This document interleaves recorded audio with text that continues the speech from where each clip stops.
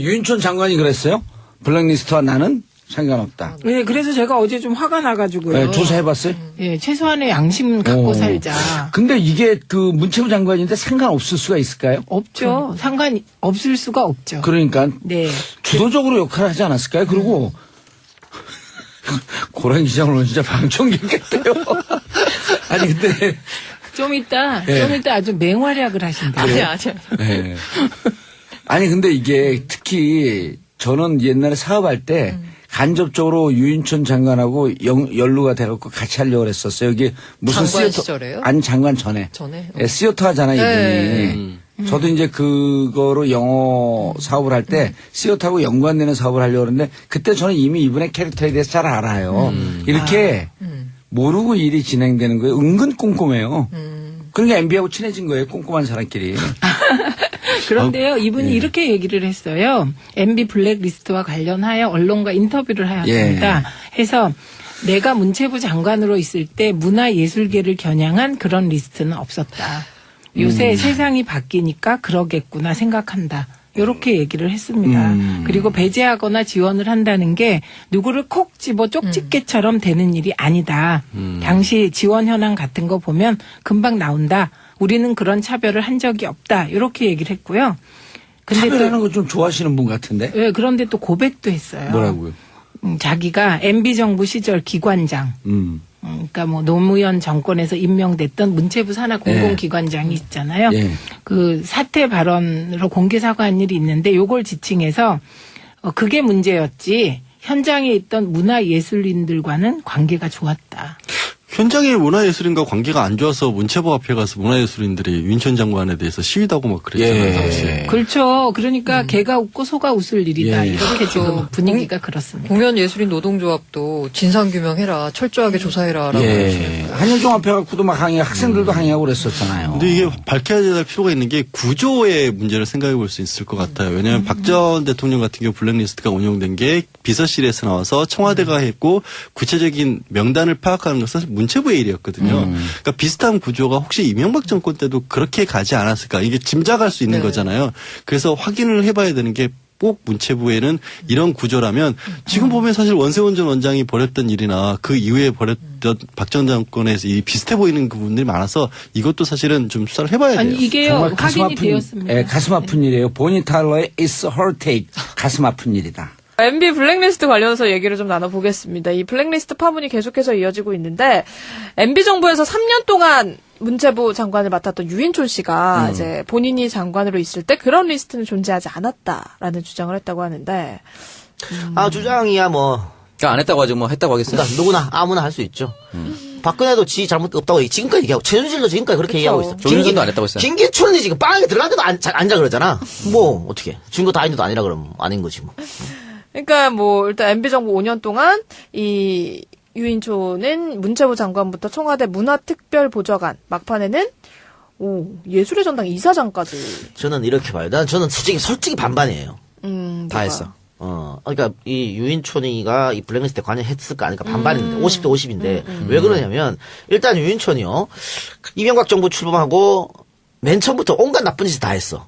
그러니까 하자마자 그 전 정권인 노무현 정권 사람들 있잖아요. 아직 날리고 임기 남았던 앞장서서 나가라고 촉대는 게 사퇴 압박했죠. 유인촌이에요. 그러니까 온갖 폐악을 다 부린 사람이 블랙리스트에 관여를 안 했어. 그것도 문체부 장관이 이해하기 어려워. 그렇기 때문에 그렇게 보면은 분명히 관여했을 것이다. 근데 아닌 건 뭐냐면 그래도 이 사람이 배우 출신이잖아요. 자기 후배를. 그래 연기자 출신이잖아. 얼마나 그 연기자들이 어렵게 사는지 아는데 이념 때문에 딱지 붙여가지고 이거 밥줄을 끊게 한다? 이거는 양심이 1g이라도 있으면 이러지는 못하지. 다른 사람들 후배들한테. 만약 그게 알고도 그랬으면 거의. 개새끼지 진짜. 알고도 그랬으면 21세기 이마수 정도. 그럼. 그런 느낌이죠. 그래서 반반이에요. 근데 이게 사실 조윤선이 이제 뭐 나는 블랙리스트에 있는 거 몰랐다라고 얘기하는 거랑 비슷한 맥락 아니에요? 그런데 조윤선은 조윤선과 유인촌의 급은 조금 다르지 않나요? 그것도 그렇고 조윤선은 무능을 나타내거든. 내가 몰랐다가 무능이야. 내가 걔 족도 몰라요. 나 빼고 지들끼리 알아서 했어 이거고 유인촌 한번 확인해봐라 이렇게 있기 때문에 근데 이거 확인하면 쉽게 나오거든요. 만약에 거짓말했으면 금방 들통날 것이다. 그러니까 일단 뭐 지금 블랙리스트 진상조사위가 유인촌 전 장관에 대한 조사를 요청을 한 상황입니다. 그래서 조사 결과를 한번 지켜봐야 할 것 같은데. 아니 그리고 유인촌 뒤에 문체부 장관이 정병국이에요. 근데 정병국이가 그 인터뷰에서 어떤 말을 했냐면 남원정 정병국 그 사람이요? 네, 오. 문체부 장관 했어요. 어떤 말을 했냐면 노무현 정부 때 뭐 명계남, 문성근 이런 사람들이 영화판을 주도해가지고 그 자기 말대로 하이트리스트지 보수를 괴멸시켰다. 그래서 유인촌이 그걸 뒤집느라고 블랙리스트 같은 걸 했다. 그리고 나는 이것저것 다 해보니까 탕평책을 실시했다 이랬거든. 그러니까 정병국 말에 의하면 유인촌 블랙리스트 거네? 맞는 거야. 정병국한테 따져라 그럼 가서. 정병국 왜 그렇게 얘기했을까요? 지 업적을 얘기하려고 자랑하다가. 야 역시 영원한 아군은 그런 건 없어. 그리고 이제 지난 주말에 그것이 알고 싶다에서는 김규리 씨가 본인의 심경을 토로하는 장면이 방송이 됐습니다. 인터뷰 보셨어요? 아 봤습니다. 네, 가슴 굉장히 마음이 짠하게. 아프더라고. 자살 시도까지 했다고 하더라고요. 그 안에 처음부터 끝까지 오랜만에 정중했는데 너무 마음이 아팠어요. 그러니까 그 문성근 선배도 뭐 저기 검찰 그 포토라인 앞에 서서 출두해서 네. 다른 사람 얘기 안 하고 딱 콕 집어가지고 예. 그 후배라고 얘기했어요. 김규리 얘기했잖아요. 네네. 그러니까 그만큼 고통스러운 걸 옆에서 본 거지. 그러니까 정말 여배우로서 한창인 20대, 30대 요거를 10년을 날려버렸으니까.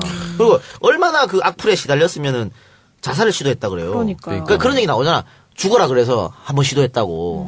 아, 악플러들 그러니까 좀. 이게 거의 한 9년 전이죠. 네. 9년 전 광우병 광우병. 파동 때 이제 뭐 차라리 그 광우병이 득실거리는 소를 뭐 수입을 하느니 청산가리를 입에 털어넣어라라는 표현을 했는데 이 그것이 알고 싶다 방송이 나간 후에 댓글에 또 막 사람들이 가가지고 이 김규리 씨 개인 SNS에 찾아가서 청산가리 언급하는 악플이 계속해서 도배가 되고 아직도? 있다고 합니다. 네. 아, 지금 피해자가 왜 또 이런 공격을 받아야 되는 거예요? 국정원 성공했네.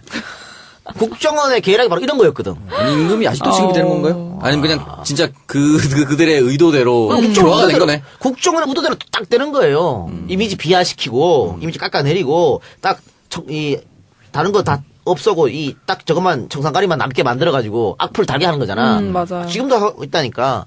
에휴, 쓰레기 같은 것들. 그러니까. 국정원이 그 돈을 받아가지고 이런 댓글이나 달고 있었다는 것 자체는 말이 안 되는 거예요, 진짜. 오늘 네티즌들도 좀 반성합시다. 이게 뭐야? 만약에 이런 거 있으면, 우리 좀 선량한 네티즌들 가서, 그만해라! 라고 얘기를 해야 맞아요. 되는 거예요. 이 쓰레기 같은 것들. 제가 얘기했잖아. 대부분 못생겼다고. 아, 여기 역시 무료 방송에서는 막 부르는 거야, 그냥. 못생기네 악플 말거든.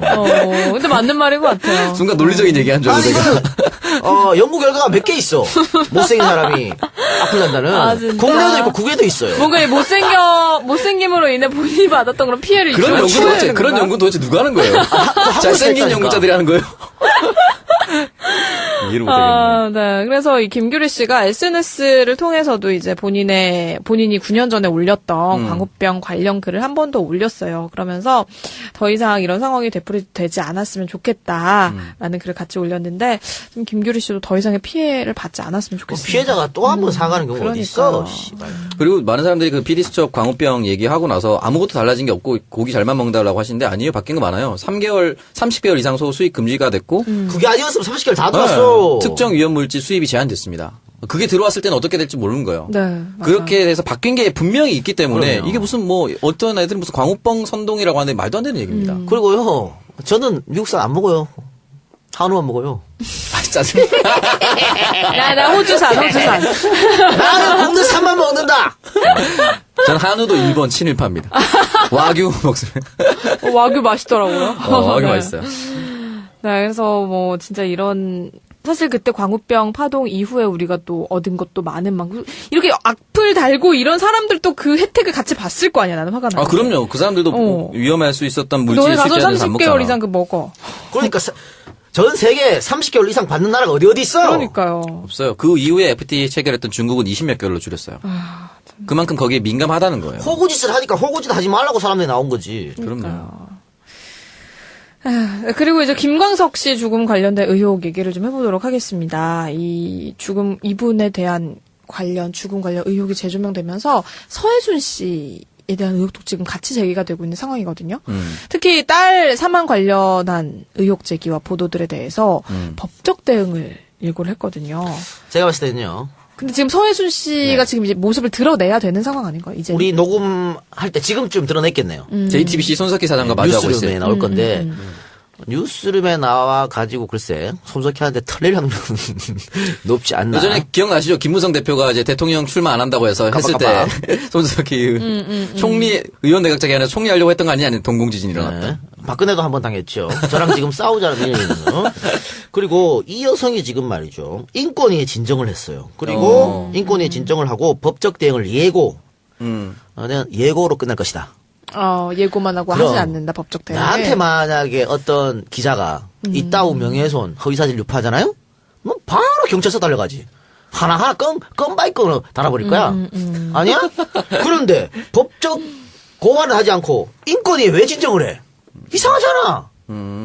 그리고 당당하면 그냥 법으로 하면 되는데. 그럼요. 그리고 지금 이상호 기자가 여러 가지를 얘기했습니다. 일단 본인의 그 딸, 그 영아, 그러니까 김광석 씨가 결혼하기 전에 아이 영아 사망, 살해했다는 의혹 제기했죠. 네네. 그리고 김광석 씨 사망에 이 서해순 씨가 연관돼 있다 의혹 제기했죠. 네네. 그리고 이번에는 그 김광석 씨가 사이에서 난 딸 의혹 제기했죠. 네네. 이 세 가지 일을 제기했는데 하나도 여기에 대해서는 저는 법적 대응 안 할 것 같아요. 못할 것이다. 못하지. 다른 걸로 할 것이다. 특히 첫 번째나 두 번째 건 안 하고 지금 딸 문제 갖고는 할 가능성은 높은데 네. 첫 번째, 두 번째는 안 할 것이다. 그렇게 보여요. 왜냐하면 첫 번째, 두 번째는 해야 자기한테 이득들이 하기도 없거든. 수사가 시작되면 자기한테는 불리할 것 같으니까. 그렇지. 어차피 이거는 공소시효도 끝났기 때문에 안 해. 근데 이상호 기자는 해라는 얘기잖아. 그래야 수사가 진행되니까. 들어오라는 거죠. 네. 안 할 것이다. 그렇게 봅니다. 그러면서 뭐 이상한 뭐 네티즌들을 향해서 명예훼손 의혹 제기가 그럴 수도 있어. 실제로 기자들이 찾아갔을 때 여기에 대해서 어떻게 생각하냐고 물어봤을 때 아니라고 대답하지 않고 됐어라고 하고 그냥 갔대요. 그런 것만 봐도 조금 의심스러운 정황이 있지 않나. 일단 지금 동시에 방송되고 있는 내용에서 어떻게 대답을 할지는 좀 지켜봐야 되고, 만약에 정말 아무런 것도 없다고 하더라도 기자가 이런 것에 대해서 의문을 제기할 수 있는 사회는 전 돼야 된다고 봅니다. 아니, 그리고 그 사람들한테도 최후의 변론의 자격이 있어야 된다고 생각해요. 아니 어쨌든 이게 만약에 사실이 아니라면 이상호는 나쁜 놈이죠. 그냥 끝나는 거예요? 나쁜 놈이지. 그리고 얼마나 억울하겠어. 그러면 이건 진실을 밝히기 위해서 노력해야 되는 거죠. 나의 명예를 찾기 위해서. 근데 그런 노력이 지금 안 보인다는 거고, 지금 딸 사망한 거에 대해서는 딸이 사망해서 가장 이득 보는 사람이 누굽니까? 서해순 씨죠. 서해순 씨. 서해순이지. 저작권료가 딸한테 가던 게 이제 그 부인한테로 다 그러니까. 가니까. 네. 그리고 지금 동거하고 있었다는 얼마 전까지, 뭐 지금도 동거하고 있는지 모르겠습니다만, 그분이 이제 예전에 문제가 됐던 남자잖아. 동명이인일 수도 있겠습니다만, 그 사람 때문에 많이 다퉜고 김광석 씨 이혼 생각했잖아. 근데 그 사람이랑 아직도 살고 있고 그 사이에 아들까지 낳았다면, 일단 목격자가 있으니까, 아들까지 낳았다면 그 김광석 사이에서 난 딸은 없어지면 좋겠지요. 라는 의혹 제기. 저를 고소하세요 그러면. 갑자기 말을 끼어들기 싫었던 순간이 갑자기 와가지고. 뭐 그렇잖아. 그러니까 이건 좀 이상한 거니까. 근데 문제는 이 다른 제가 말한 앞에 두 사건은 이 서해순 씨가 고소고발하지 않으면 다시 수사하기 어렵잖아요. 네. 그런데 지금 일단 딸 사건 같은 경우는 경찰이 이제 재수사한다 그러니까 과연 증거가 있을 것인가, 남았을 것인가 어렵다고 봐요. 근데 이게 사실 조윤선이 이제 뭐 나는 블랙리스트에 있는 거 몰랐다라고 얘기하는 거랑 비슷한 맥락 아니에요? 그런데 조윤선은 조윤선과 유인촌의 급은 조금 다르지 않나요? 그것도 그렇고 조윤선은 무능을 나타내거든. 내가 몰랐다가 무능이야. 내가 걔 족도 몰라요. 나 빼고 지들끼리 알아서 했어 이거고. 유인촌 한번 확인해봐라 이렇게 있기 때문에. 근데 이거 확인하면 쉽게 나오거든요. 만약에 거짓말했으면 금방 들통날 것이다.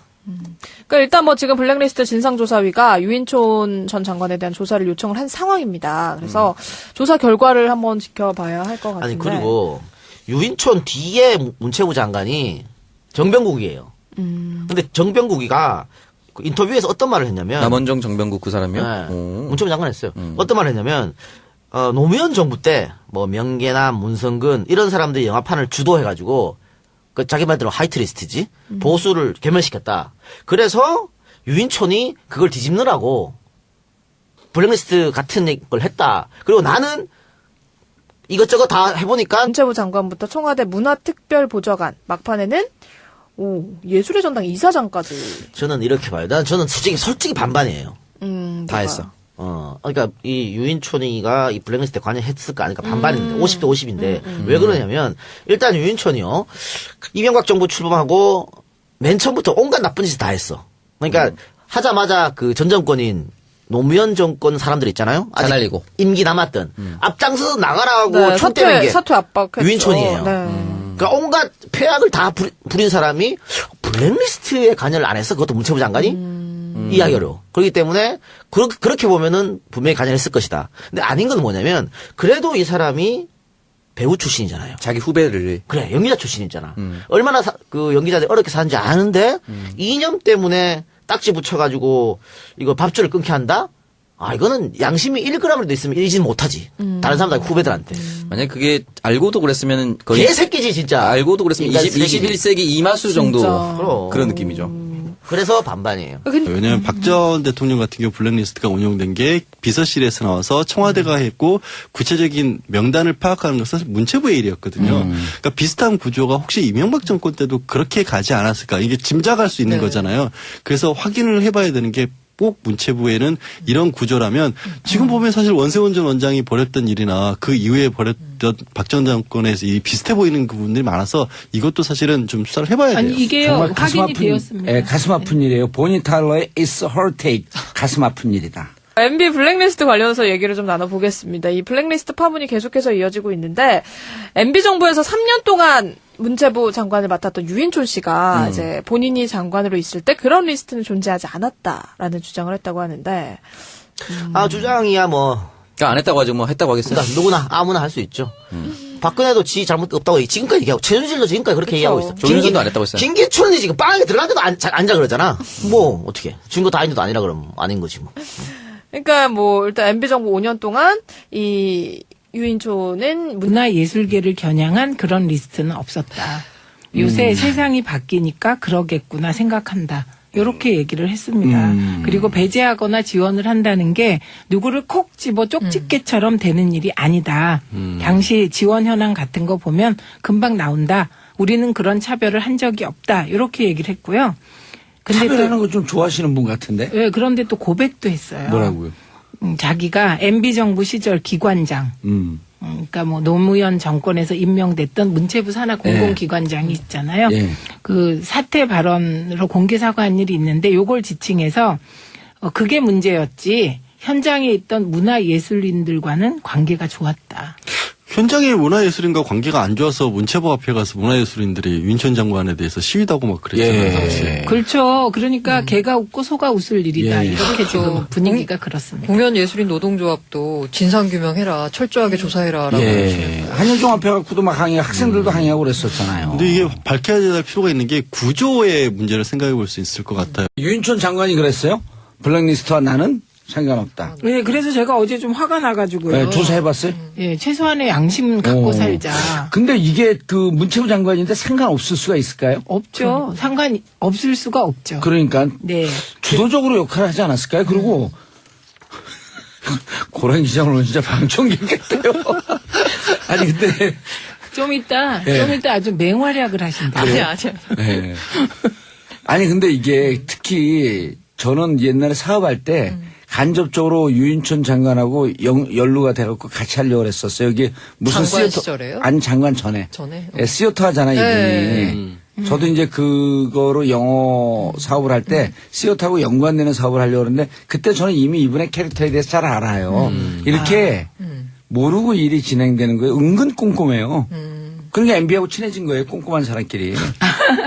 그런데요, 이분이 이렇게 얘기를 했어요. MB 블랙리스트와 관련하여 언론과 인터뷰를 하였습니다. 해서 내가 문체부 장관으로 있을 때